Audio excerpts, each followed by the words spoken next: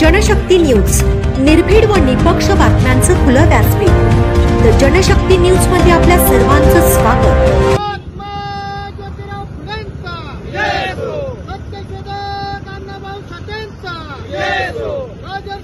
छत्रपती शाहू महाराजांचा, छत्रपती शिवाजी महाराजांचा, माता सावित्रीबाई फुलेंचा, माता Ahilyabai होळकरांचा, Raje Umaji नाईकांचा, democratic party of इंडियाचा, डेमोक्रेटिक पार्टी ऑफ इंडियाचा, प्राध्यापक सुकुमार कांबळे सरांचा, प्राध्यापक सुकुमार कांबळे सरांचा, मुर्दाबाद मुर्दाबाद अजित पवार मुर्दाबाद, मुर्दाबाद मुर्दाबाद अजित पवार मुर्दाबाद, मुर्दाबाद मुर्दाबाद अजित पवार मुर्दाबाद। सामाजिक न्याय विभागाचा निधी हडप करणाऱ्या अजित पवारांना अटक झालीच पाहिजे।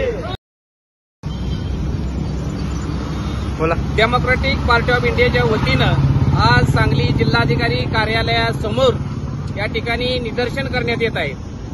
लाडक्या बहिणी योजनेला सामाजिक न्याय विभागाचा निधी अर्थमंत्री अजित पवार यांनी त्या लाडक्या बहिणीसाठी त्या ठिकाणी दिलेला आहे, परंतु सामाजिक न्याय विभागाचा जो निधी आहे तो निधी मागासवर्गीयांसाठी खर्च करावा लागतो, परंतु या अर्थमंत्र्यांनी तो निधी लाडक्या बहिणीकडे वळवलेला आहे, परंतु मागासवर्गीयांचं यामुळे फार मोठं नुकसान झालेलं लक्षात येईल। कारण गेल्या 1 वर्षामध्ये सामाजिक न्याय विभागाकडून मुलांच्या शैक्षणिक असेल, आर्थिक असेल आणि ज्या पद्धतीनं मागासवर्गीय विद्यार्थ्यांचं नुकसान याच्यामध्ये झालेलं आहे, तरी हा निधी तातडीनं पुन्हा मागासवर्गीय सामाजिक न्याय विभागाकडे द्यावा या मागणीसाठी डेमोक्रेटिक पार्टी ऑफ इंडियाच्या वतीनं आपण या ठिकाणी निदर्शन करण्यात आले।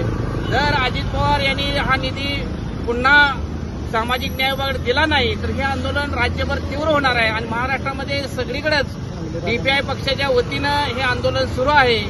म्हणूनसाठी आम्ही एक इशारा देतोय, जर हा निधी तातडीनं जर दिला नाही तर याचे उग्र असं पडसाद या महाराष्ट्रामध्ये उमटल्याशिवाय राहणार नाहीत। यासाठी आम्ही पुन्हा हे तीव्र आंदोलन करू असा इशारा मी या निमित्तानं देतो। थांबतो। जय भीम, जय बुद्ध, जय भारत।